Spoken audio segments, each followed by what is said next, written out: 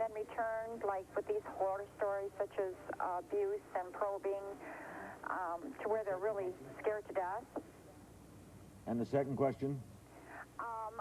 This is from a Christian point of view. A lot of it has come up that we feel that angels have been looking after us for quite some time because of the end being near and so forth.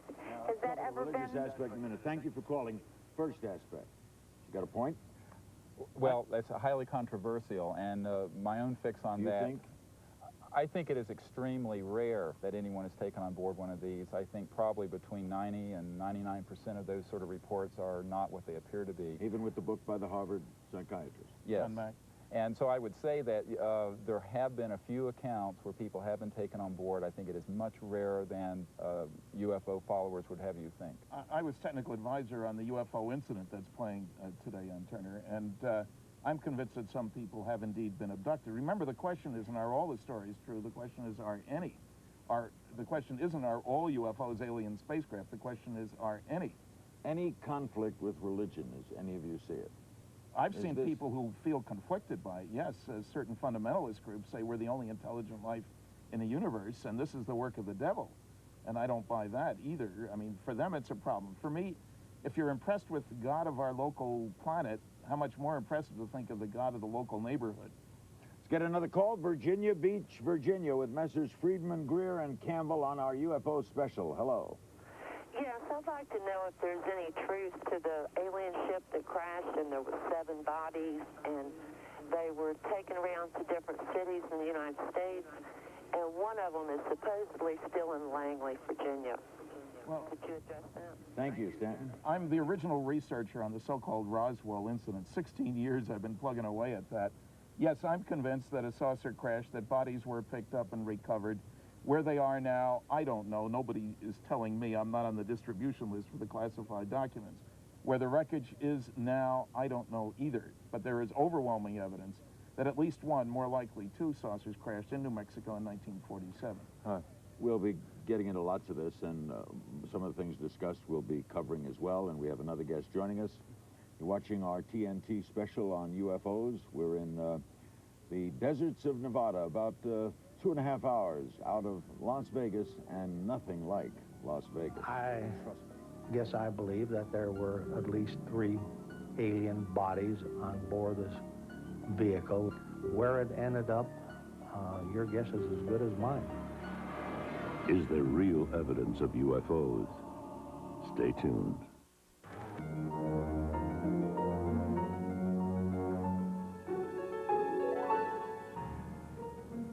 I'm looking. We're back in Rachel, Nevada. UFO folklore is full of great stories about the evidence that got away, the pieces of a crashed saucer, the incredible photos, the little bodies. So there are so many possibilities, but basically 2, really. Either it is all just folklore, or a very efficient cover-up that has snatched away at all of our conclusive proof. What are we left with? It's what a courtroom lawyer would call the best evidence. You decide how good it is.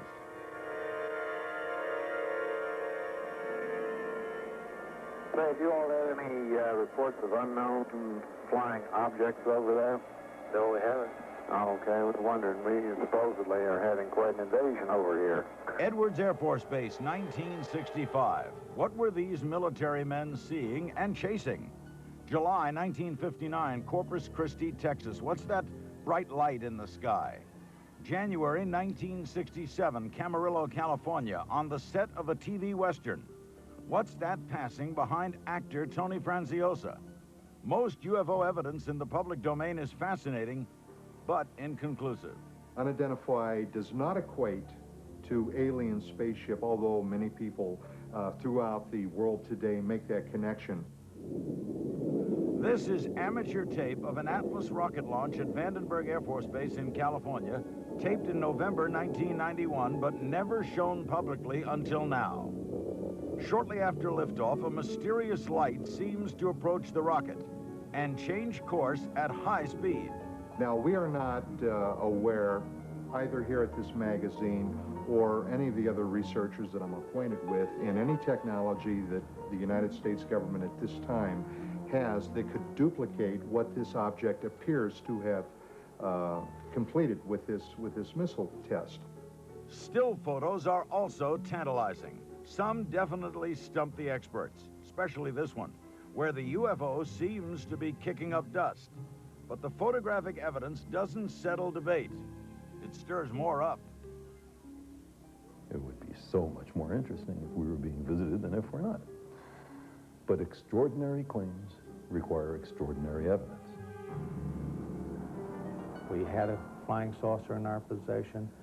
Roswell, is it just a dusty legend embellished over half a century, or could it be extraordinary evidence?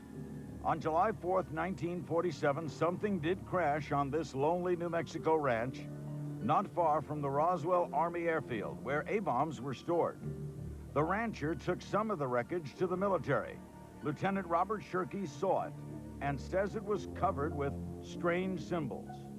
Nothing I'd ever seen, and I would just have to say, like hieroglyphics as I've seen in the notebooks or textbooks, you know, of Egypt, but that still wouldn't be the right answer. The military seized the crash site, but forgot about its own PR man. Without orders to the contrary, he called the local papers. The public affairs officer was Walter Hout. I think KGFL at that time put it on the wire, and they were cut off about halfway through. The next day's paper said that was no saucer. That was a weather balloon. And the manager at KGFL Radio, Judd Roberts, got a warning from a friend in Washington. Just to say, look, if you publish anything that you have information for anything which would indicate that this was something far exceeding the importance of a weather balloon, why, you're in big trouble. Where was the evidence? Reporters were shown wreckage, but maybe not the real McCoy. That was actually part of a Rawlins weather balloon. We had a quick switch in there, or so I'm told. In September 1994, the Air Force acknowledged there was a cover-up at Roswell, but denied the secret at stake was a UFO.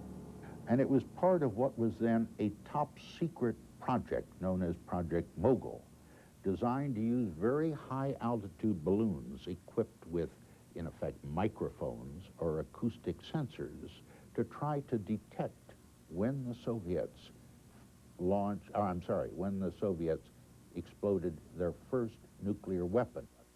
The Air Force offered the Project Mogul story after years of prodding by New Mexico Congressman Stephen Schiff, who was stonewalled when he first filed a routine query with the Pentagon.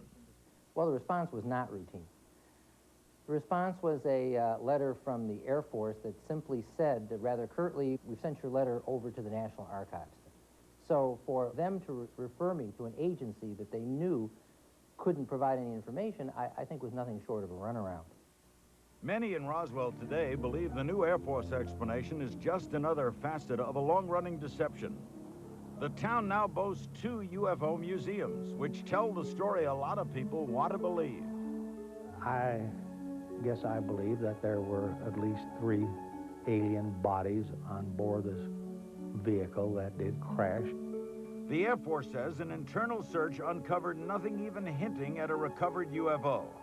But a July 1947 FBI memo says an object purporting to be a flying disc was transported by special plane to Wright Field for examination. Wright-Patterson Air Base in Ohio, long the focus of rumors about crashed discs and recovered bodies. I believe that this is an issue of government accountability, that people have a right to know, unless there's an immediate security reason why they can't. Schiff is having the General Accounting Office probe further, but few think if the Air Force is still hiding anything, the GAO could really expose it. So hard evidence of UFOs remains elusive. The stories are awesome, the proof is always just out of reach. There's not one case of convincing physical evidence. And scientists would give their eye teeth to get their, fingers on an extraterrestrial technological alloy or something like that. There's never been a case like that. At least not one we know about. We're back with Dr. Stephen Greer, Stanton Friedman, and Glenn Campbell, and we're joined now by a man who's written extensively on the Roswell incident and who believes the evidence is better than we have been allowed to see. He is Air Force Captain Kevin Randall. He's with us here in Rachel. You're in the Air Force Reserves. What got you onto this to begin with, Captain? It was actually my partner, Don Schmidt's fault. He thought there was other things that needed to be done in the Roswell case. We thought we would go to Roswell, we'd spend 3 or 4 days down there, we'd solve the case, we'd go home. 6 years later, we still don't know what happened, other than it was a crash of an alien spacecraft. Of that you're convinced? Absolutely convinced. Right. Now, you're an Air Force officer.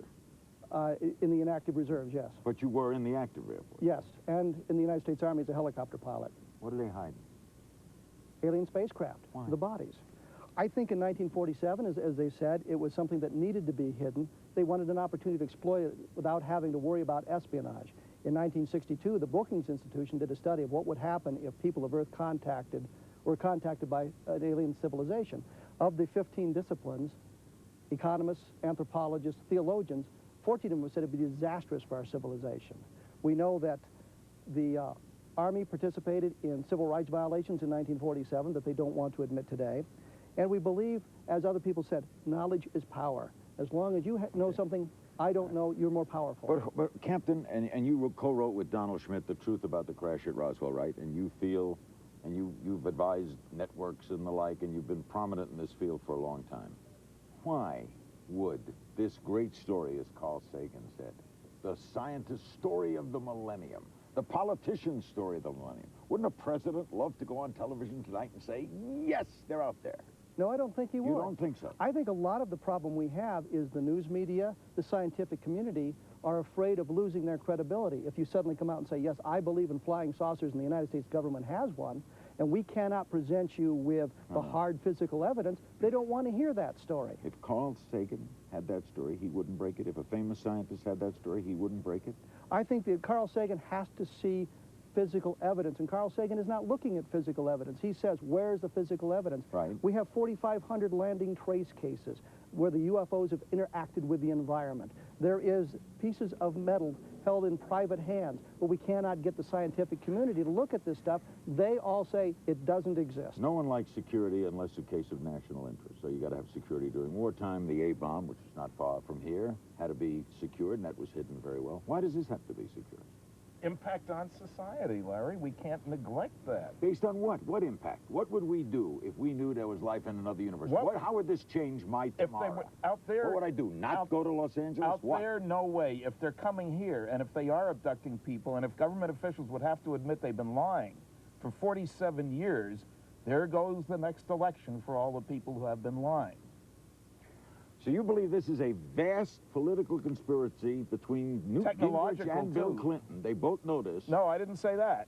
I don't know what they know, but I think they've certainly had advice over the years not to break this story, that it would impact on religion, on economics, on all aspects of our life. The biggest puzzle of all, Dr. Greer, and all of you can jump in on this, it's been asked, I'm interested in your response.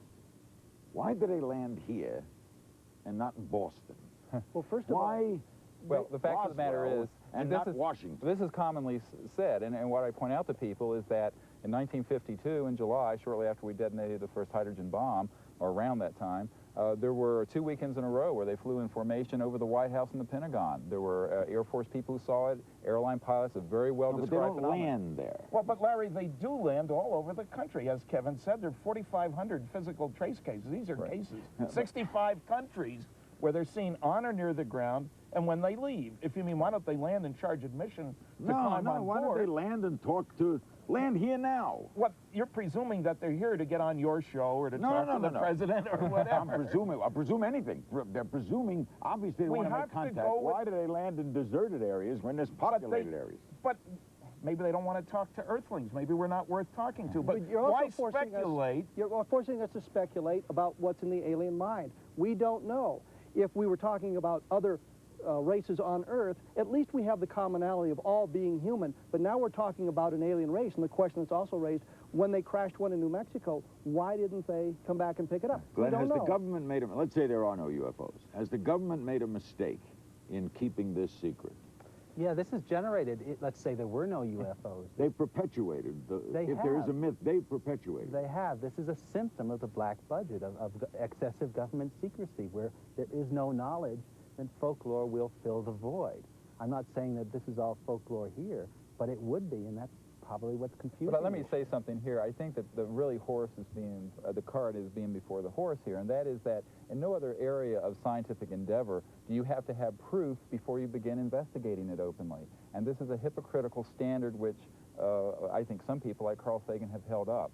If there's only a 1 in 10 chance that all the evidence that we know of to date indicates that we are being visited by an intelligent life form from another solar system, this is one of the most significant things in human history, and we do not have to trot out a dead alien body in order to begin to seriously, in the scientific community, begin to research. We need extraordinary investigation. That's what we need. Right. Why do you think so much is going on now, Captain Randall? Why this sudden upsurge in interest here? Well, I think one of the problems we have is the Air Force is now on the spot. A lot of people are beginning to listen to our comments about what happened at Roswell. There was a movie that was on Showtime about Roswell. Books are coming out about it. They're suddenly under pressure, and the congressmen are asking what's going on. So they've launched a preemptive strike, if you will, by publishing their report saying that what happened at Roswell was nothing more than a Project Mogul balloon, implying that the balloons of Project Mogul were something special. Let's include more phone calls on our TNT special with Greer, Friedman, Campbell, and Captain Randall. We go to Manassas, Virginia. Hello. Hello? Hi. Yes, good evening. My question to the panel is the following. I understand the U.S. government cover up when it comes to the UFOs, but what I don't understand is why the UFOs, having all the technology they have, why don't they just land in front of your show or in New York where everybody can see them? Sir, so we'll repeat it again because it does confound people. In our wildest dreams, we don't know, we can't think for the alien mind, as you said.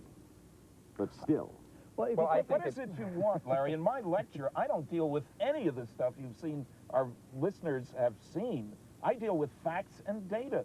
5 large-scale scientific studies. The biggest one isn't mentioned in the 11 anti-UFO books. Project Blue Book, Special Report 14. Data on 3,200 sightings.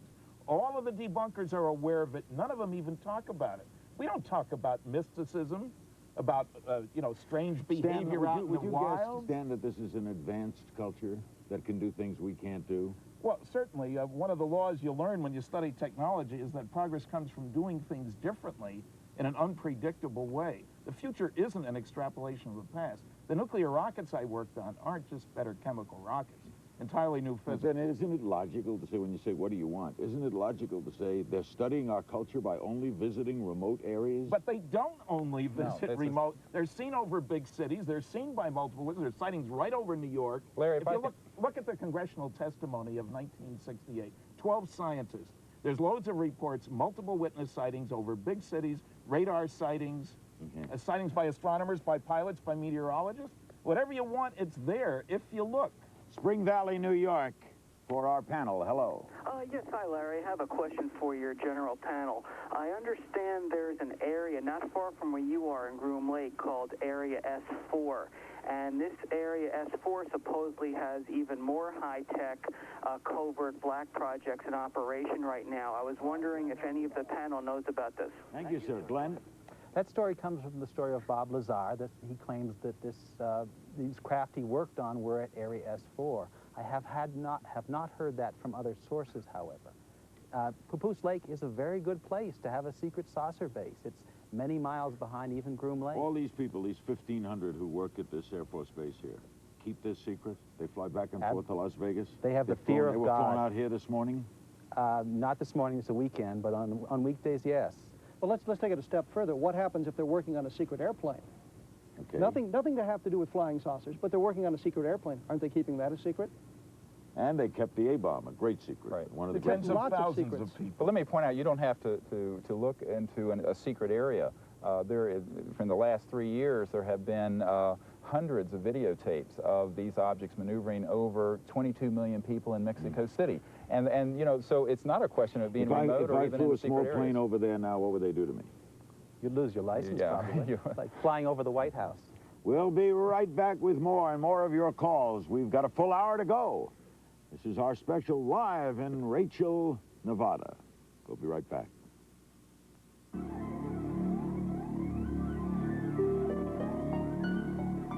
There are what seems to be irrefutable evidence of mysteries that strong men with the sane minds have said they saw.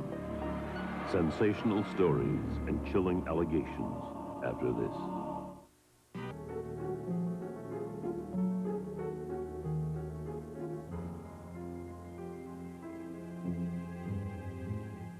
We're back in Rachel, Nevada. Our phone numbers are 800-448-3900. 800-448-3900. How much stock do you put in the word of your fellow man? That's really the central question in the UFO debate. Whether to believe the witnesses who step forward and say they saw some hair-raising thing to tell. How good are they? You decide. But first, listen to one of our most distinguished national leaders. He's talked to plenty of witnesses, and he's made his decision.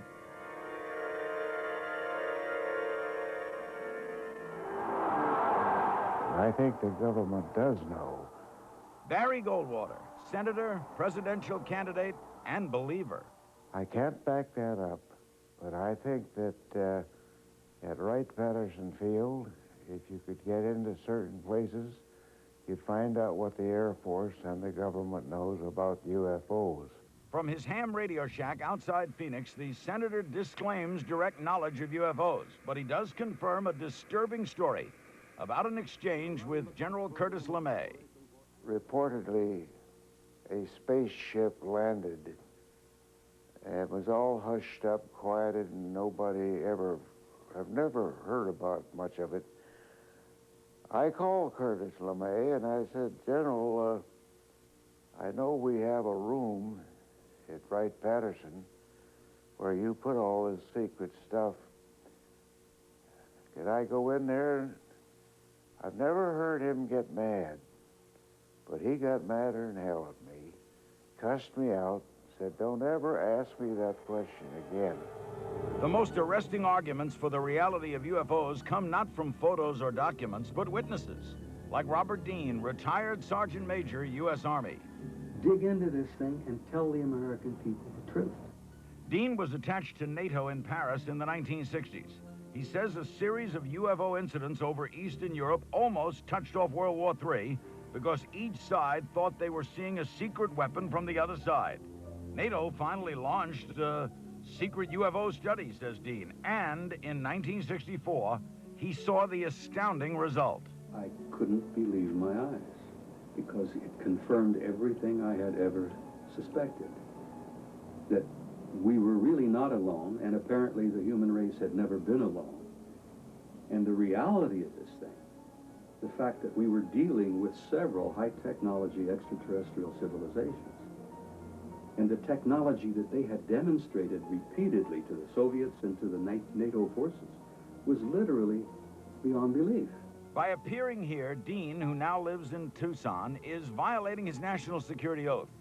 NATO has denied the report he saw ever existed, but Dean even claims it contained autopsy reports. The 12 small bodies on this big disk that crashed near the Baltic in '63 were almost absolutely identical. Stories like Dean's can't be verified, but if any of this is true, why aren't the witnesses silenced? Dean believes at least some powerful people in government, people with some of the answers, don't mind him speaking out. He believes if Congress held open hearings, dozens more would step forward. They're asking for congressional immunity for violating their national security oath. And that is not asking a hell of a lot. The most controversial witnesses of all are the alleged abductees. If this is true, it's the biggest event in all of human history. Bud Hopkins has hypnotized hundreds of subjects, and many alleged kidnap victims, men, women, and children, draw pictures of the aliens with disturbing similarities time after time. There's anger. How can they do this to me? There's perplexity and confusion. What is this all about? No one explains anything to me. And of course, there's an enormous amount of fear. Some of the abduction stories are so strange they're hard to discuss. But many witnesses seem to genuinely believe UFO occupants have stolen their eggs and sperm to manufacture a hybrid race. Such talk does plenty to discourage respectable scientists from tackling UFOs. Then again, a long parade of witnesses do report similar humiliating encounters. The reason for this seems to be that the aliens are experimenting with a genetic mix between their genetic makeup, apparently, and ours, for their own reasons, and we have no idea what that's for. The alleged weird hybrids between alien babies and human babies, which some women say they've been carrying. Fine, let's see the sonograms. Let's see the amniocentesis. What is the evidence? I always felt it would be a very embarrassing position to be, a difficult position to be a prosecutor in a murder case with 2 eyewitnesses and have Dr. Sagan on the jury, because you have to say, I don't care what they saw. We don't listen to what people see, which is an absurd position. In my opinion, those few psychotherapists who have picked up and embraced this idea of alien abductions will in time be sued for practicing witchcraft without a license. You might think people subconsciously pining for a close encounter would at least make up a happy story. But many UFO witnesses are far from happy. Some even get injured, like Betty Cash, her friend and grandson. They were driving near Houston one night in 1980 when they saw a glowing, beeping object in the sky surrounded by military choppers. Soon after, all 3 suffered symptoms of radiation sickness, nausea, burns, headaches, and hair loss. The witnesses sued the government, but their case was dismissed. Despite the misery and risk of ridicule, however, Cash and a lot of UFO witnesses stick to their stories. And not everybody dismisses those stories. I'd like someday to be alive when they divulge all this stuff. He doesn't hold back, does he? Let's reintroduce our panel. Captain Kevin Randall, United States Air Force Reserve's U.S. UFO researcher. Dr. Stephen Greer, founder and international director of CSETI. Stanton Friedman, nuclear physicist, UFO researcher and lecturer. And Glenn Campbell, Area 51 activist. Okay, what about, start with you, Captain, the Air Force story of September 8th, that it was this Project Mogul balloon? What's interesting is the Air Force announced in 1947 they had a flying saucer. 3 hours later said, no, it's a weather balloon. Now they've gone back and looked at their files. They said, we lied in 1947. We looked at our files again, and it's a weather balloon. No, they said they told the truth 3 days later in 1947. No, they said they lied in 1947. It wasn't a weather balloon, it was a balloon. But they're implying in the report that Project Mogul had some special balloons. They had polyethylene balloons, but according to the Air Force report, the launch they're talking about on June 4th, 1947, flight number 4 was meteorological balloons, standard weather balloons. Mac Brazel, the man who found the debris, said in the report, which the Air Force cleverly leaves out, that he'd found similar devices on other occasions, and he says, this is nothing like those. He would have recognized them. Why didn't Sheridan Cavett, who now says he was with Marcel on the field, he said he recognized it immediately as a balloon, why didn't he bother to communicate this little bit of intelligence to Jesse Marcel? Why did the Air Force, do you think, Stanton released this on September 8th? I think I agree with the notion that it was a preemptive strike. I think it's a terrible piece of work. I've gone through it and the 200 and some pages of attachments, the non-Mogul stuff, because I was aware of Mogul. And they're internally inconsistent. It's massive misrepresentation. I can only hope, I think, that they were trying to delay when the day of reckoning would come, and they would hope that the media, being lazy about UFOs generally, unlike you coming out all the way here, would treat it as a fait accompli. The story is over. And the New York Times did that, which really makes me angry. Front page, 60-column-inch story with nothing about the special nature of the people who were involved in the group. We're dealing with the only atomic bombing group in the world. We're dealing with outstanding individuals. Not a word about that in the New York Times. They tell you everything you always want to know about Mogul, which is why would the New York Times not want to break this story, Stanton? Come on. I guess they don't know.